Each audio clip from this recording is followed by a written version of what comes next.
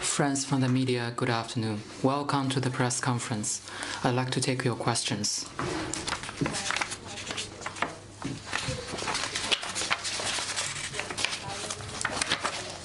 At the reception of his assumption of office in Beijing on January 17th, Secretary General of the SCO, Yemek Bayev, said that the top priority of the SCO Secretariat this year is to support China's presidency and make the upcoming SCO summit to be hosted by China for success. Do you have any comment?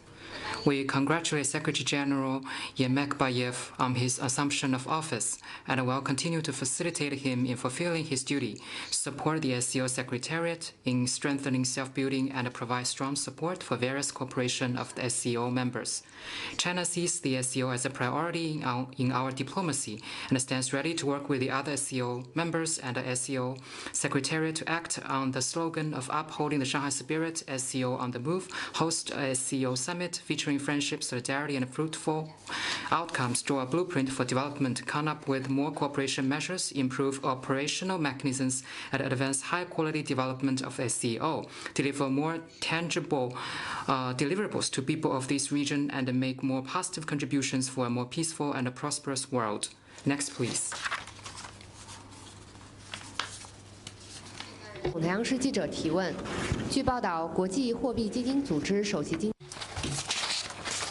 It's reported that Pierre Oliver Grancher, the IMF chief economist, said that 5% economic growth reported by China in 2024 was a positive surprise, higher than the IMF projections, and that the IMF revised up its economic growth forecast for China for 2025 and 2026. What is your comment? In 2024, China's economy successfully realized the growth target, with its economic output breaking the 130 trillion RMB yuan mark for the first time, and economic growth equivalent to the annual GDP of a medium-sized country. This speaks to the resilience and potential of China's economy and the confidence that China's economy has brought to the world. China will stay committed to high-quality development and high-standard opening up, maintain the continued upward trajectory of the Chinese economy, and bring more positive surprises to the global economy. Next, please.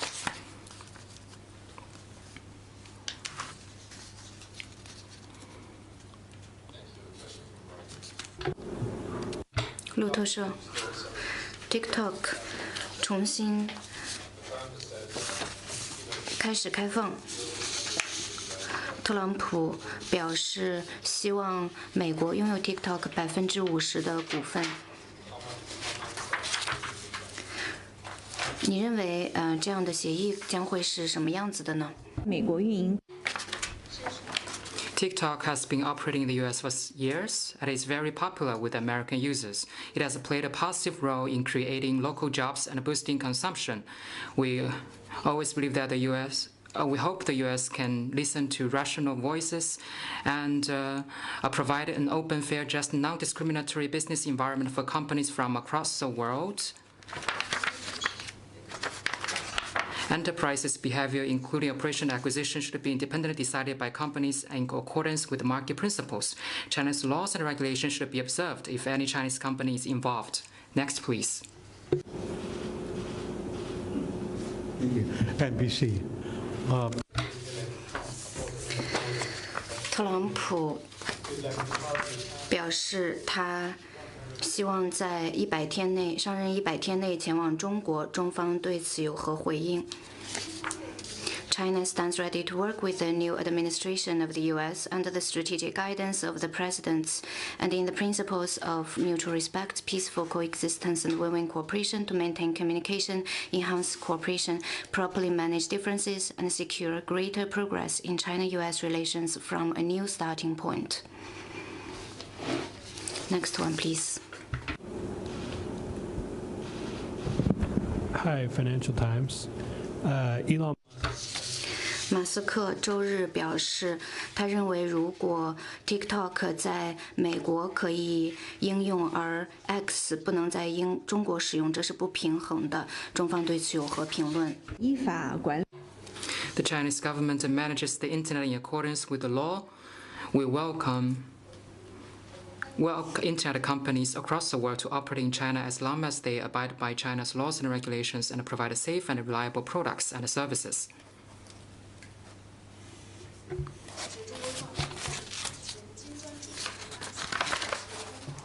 Brazil, the BRICS chair country, announced in a press release the admission of Nigeria as a partner country of the grouping. What is China's comment? China welcomes and congratulates Nigeria on becoming a BRICS partner country. Nigeria is a major developing country and important force in the global south. Its active participation in BRICS cooperation is conducive to its own development, and more importantly, it is in the interest of BRICS countries and the global south.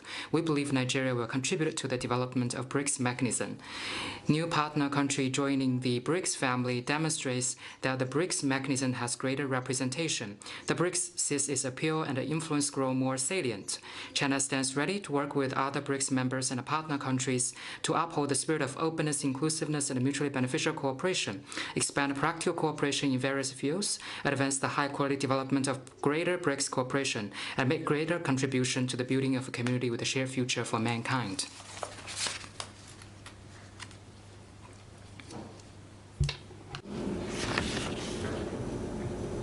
Thank you. A question from AFP. 法新社，特朗普今天就任，中方对于特朗普政府的期待是什么？在接下来的几星期或者几个月内，中美双方是否进行交流？中美合作。 China and the United States stand to gain from cooperation and lose from confrontation. This is based on our history. We always believe a healthy and a sustainable and a sound development China-US relations follow the interests of the two countries and the expectation of the two countries. We are willing to follow the principle of mutual respect, peaceful coexistence, and a win-win cooperation, and properly manage our differences and expand practical cooperation and find a new way to get along in the new era to the benefit of the two peoples and two countries. Next, please.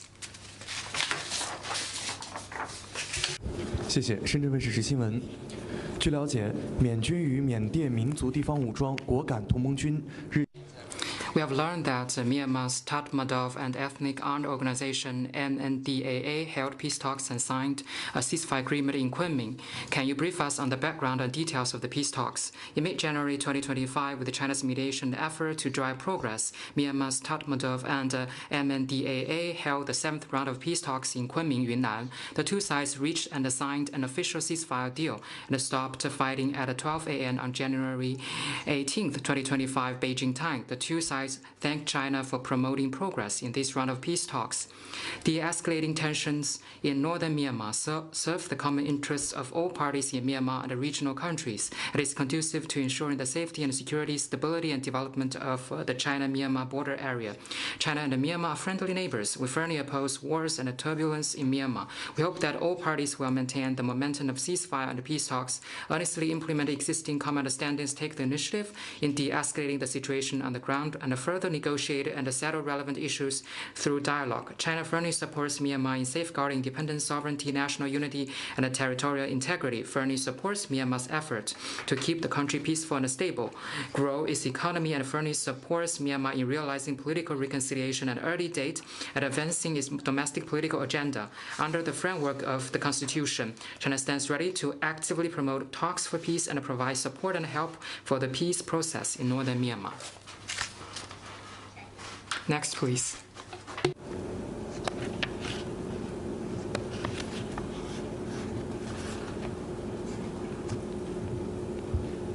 Does China have any comment?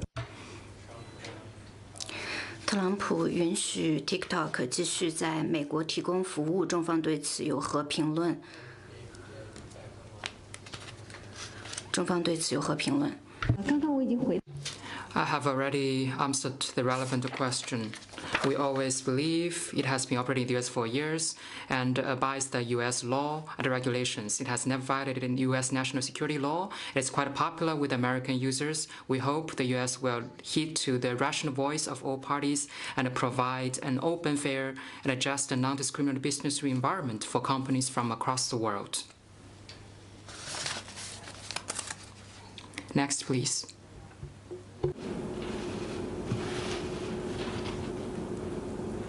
Thank you, AFP. Just on. 今天加沙停火生效，一些换球已经开始进行，中方对此有何评论？以及中方对于加沙的未来有何评论？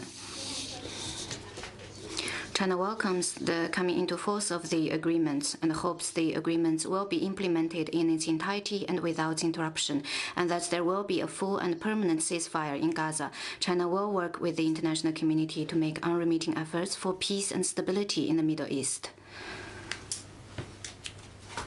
Next question, please.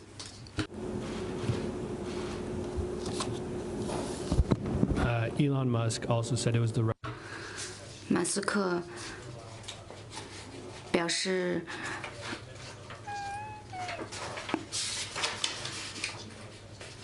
在讨论 TikTok 在美国是否应该。Could you please repeat your question?